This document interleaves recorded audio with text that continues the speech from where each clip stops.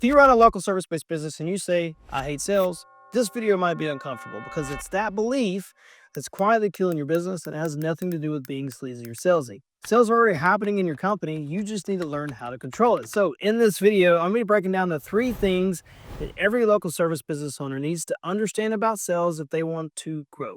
Now, first we're going to talk about is the real psychology behind why people spend thousands of dollars of one business over another, and it's not price. Second, I'll show you how most owners of businesses accidentally sabotage their own sales process without even realizing it.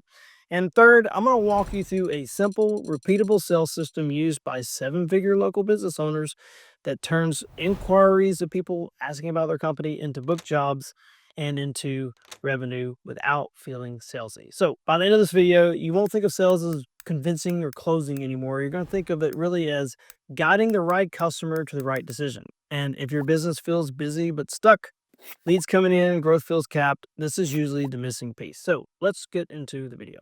So most service-based business owners that say, I hate sales again, we have what we call sales avoidance, meaning you don't want to convince anyone. Sales is uncomfortable, right? Prices feel too high, so you got to try to negotiate down, be the lowest price possible to win a job. Sales to you feels pushy, right? All these things. And when that happens, your growth is going to stall. You're going to stay basically at the same revenue ceiling because you're not helping anybody. You're not helping your customers. You're not helping your business. So why hating sales is what's really keeping you stuck. So it's not marketing. It's not all this other stuff. You're avoiding recommending to your customer, meaning recommending options that feel best for what they need for whatever problem you solve, right? You underprice to feel fair.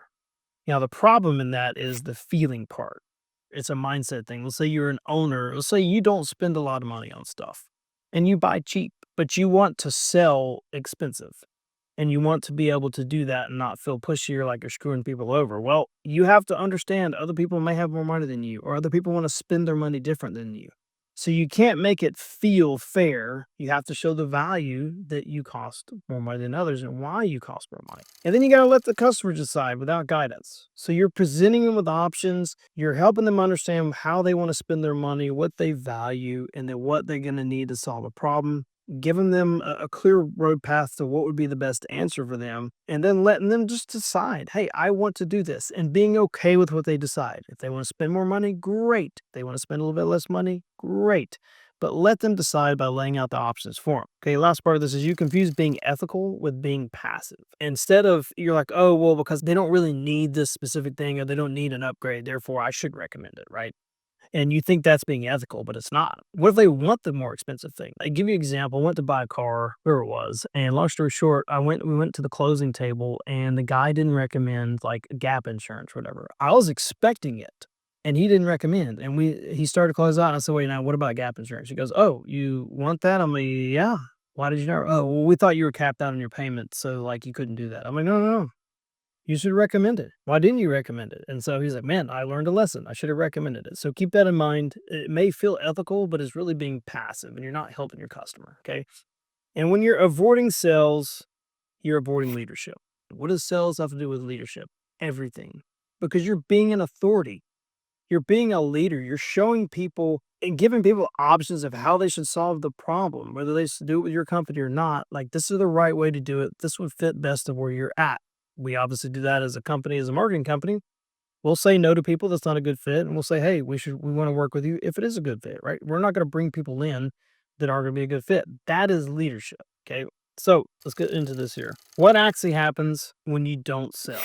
Meaning, like, people don't feel when it's not really selling anymore, it's more guidance or leadership. So what happens when you don't sell somebody, right? When you don't actually do all the things you're supposed to do in a sales process? Well, your customers are going to feel unsure about the best decision possible because you're not giving them all the answers. You're not giving them all the options. Had this on a sales call the other day. We were looking to hire somebody to handle all of our marketing and advertising for our own company and do some video editing and take some things off of my plate. And the problem is, on the sales call, they gave me one option as the option, the best option. They thought this was best. I'm the leader. You need to just do this instead of laying out all the options. Well, guess what? They haven't closed on me. I'm still talking to them, but I had to go back and forth between 5 or 6 different emails and get more information out of what are the other options so I can determine which one is best for me. And guess what? I'm more than likely not going to go with that company. You want to know why? Because they didn't lay out the options because I was unsure of what specifically I was getting and what would be the best path for me. Instead, they were gung ho and knew that this was the best thing for you. This is your bottleneck. You need to do this. And guess what? They lost out on a sale. Okay. So think about that. When you leave customers unsure because you don't feel like selling or providing options, that's what happens. So you're not even serving your customer, right? I may have used this company, but because they didn't lay out the options, it didn't serve them as a business and it didn't serve me. All right, next, decisions get delayed. That's what I'm doing right now. They decide not to move forward when maybe they really need it right now because you didn't give them the options. They start getting more quotes, meaning they're going to go find somebody else who's going to provide them with options. They may spend more money than you. You may have been cheaper, but they decide to go spend more money with somebody else. And then someone else closes them down, you lose the deal because you didn't want to sell. Because people will choose confidence, not the cheapest, majority of the time. All right. So, what is sales? What is it actually? What actually is sales? So, let's get into this here. Sales is not pressure, period. Sales is clarity. It's providing people with a clear path of what they need to do to solve whatever problem it is. I'm going to refer back to a couple things.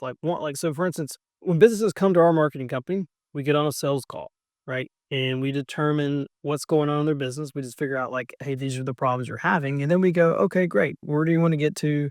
Here's where you're not at. Here's the gap. Well, here's a couple different ways you can approach this gap to solve this problem to get you where to go. You decide which path you want to take. And so I'll walk them through that and give them a clear path and provide clarity. And when we do that, the majority of the time they choose an option. And typically, right, they choose with us because we gave them some clarity on what their plan is. And they only choose with us if it makes sense to use us, right? I've given people a clear plan before that we don't offer the solution to, but we found somebody else. Okay. And that's okay too. So is providing clarity. Same thing. The company I talked about a minute ago that tried to talk to us about, taking over our marketing and stuff, it had zero clarity about what was going to fix my problem. They just thought they knew and they didn't give me any recommendations. Therefore, I was unclear. I didn't know what's going on. I had to ask more details. I had to figure out what was this other option? Is this going to really help me here or there? This is my problem. So they didn't dig deep enough there. Okay. So let's talk about what clarity is for a moment. 4 different things. So first, diagnosing the real problem. That's A number one. So when we get on strategy calls, we diagnose what's the real problem going on in your business. Sometimes when we dig deep enough, and a lot of times people come to us like, I need more leads. It has nothing to do with leads. Or it has to do with like you're not keeping track of your current customers. You're not doing enough effort organically. You're not reaching out to old customers. You're not following up with leads. You have a bad process when they do call, right? All these things that are an issue. So same thing you're going to do with your customers. You're going to figure out like why they have this roof leak or why, they want a fence or whatever. Like you've got to dig deep and understand what is the real problem and what's really going to help them. If you can't diagnose the problem in a leadership fashion, you're going to struggle with the rest of the parts. Okay. Second part, explaining consequences. So I had a business advisor, whatever, business coach, and they would talk about consequences. They're like, not consequences is a negative thing, sometimes a positive thing. They're like, if you don't do this as a consequence, these things could happen. Or if you do this as a consequence, this will happen. And when they did that, it talked about consequences in a positive, negative way. So if you talk to someone is like, if you don't fix your roof right now, it could potentially get into your drywall, get into all these other and flood and cause thousands more of dollars. If you do fix your problem now, as a consequence, you're going to definitely save on the roof not getting fixed or on all those problems that could potentially happen and get it taken care of right now because of the consequence of your action, not a negative way. All right. Next, recommending the best next step. Now, for them, it's like even if you're deciding like what do they need to do next? All right, so you figured out the problem, you're laying out the options, you're explaining the consequence of their actions depending on which way they go, right? Positive or negative. We're like, hey, the next step for you is decide that if you want to go down this path, this is what you need to do. Or if you want to go down this path, this is what you need to do next. Does that make sense to you? Great. What option would you like to choose? And it's as simple as breaking it down like that. There's nothing salesy about it. There's nothing sleazy about it. You've defined the problem. You've given them what's going to happen. You give them a solution, right? And you give them a consequence of their actions of doing or not doing. And you're like, here's what's going to happen at the next step. We recommend this, but it may not be for you. What would you like to do? Last part, helping someone decide confidently. And it's not, this is the part where people think it's convincing folks. I'm convincing them to sell and buy with us. May not be the case, but it's helping them walk through their thoughts and deciding that, like, hey, this is what I need to do now. Okay, let's say I have a roof leak for a moment. We'll talk about roofing. And it's kind of small right now. So it's going to cost me a little less. But let's say I don't have the cash right now to pay for it. They can be like, here's the consequence of reactions. If you don't do it now, it's going to get bigger. It's going to get worse. It's going to lead to all this other stuff. And in 2 years' time now, it could cost you $10,000 instead of like 1,000 right now. And so the consequence of reactions are these things. So if you could come up with a way to walk through would be like, do you want to solve the problem now? Yeah, I mean, it would be good to fix it now. Great. What would be helpful? How could you find a way to pay for it? Or if you're a contractor, you're offering financing, which you should be, you can give them a financial option that makes sense to them to help them make affordable payments. Okay. And then just help them decide, like, what would you feel most confident about? And then they decide, oh, this would work best for me. Great. Because of a consequence of that, you're now going to be able to save all this money because you decided to take care of it now. Right. So you see how the whole process with sales is really just guiding them, leading them into solving their problem, and then helping them decide confidently what's the best way to go. Now, let's talk about why you're getting stuck and why good work used to work but doesn't anymore. Like, it used to be like, oh, this guy does work, I automatically trust him. I'm not. So the old world used to be this: you had fewer options, less online research, referrals carried more weight than anything else. Okay. That used to be 5, 10 years ago, maybe 15. Now, right? Buyers research everything. They look on reviews and they look online here or there. It doesn't matter, right? Social proof is so huge. Like, even Amazon, they have a review section, right? And in that review section, they now pay people to do reviews, video reviews of products that they sell, because they know people want to see it. They want to see other people use it. They want to know, is this going to work for me? Okay. So they research everything. They want to know, what does it cost? How's it going to get done? What's the timeline? How can I afford it? Are there other ways to pay for it? Whatever. They're going to compare multiple companies online before they even get to you. So even if you're recommended by somebody, they're going to do the research online. So if somebody's like, a friend of mine said, hey, you should use this company for whatever, like a fence. I'm like, great. I'm going to pull their stuff up online. Have they done other fence jobs? Have they done jobs that I want to do? What are other people saying about them? Do they have photos? Do they have videos? Who's coming to my house? Like, is it gonna be some sketchy person, right? Like, I wanna know about this company. I'm like, I don't know about this one. I'm gonna go look somewhere else. We do this with restaurants all the time. If you had a great website as a restaurant, you'd probably get more business than anybody else. Because how many times have you gone on maps or whatever, you look up a restaurant and you're like, I can't even see the food. I don't know if it looks good. What's the inside look like? Restaurants are notorious for having crappy websites, and they probably lose more business for not.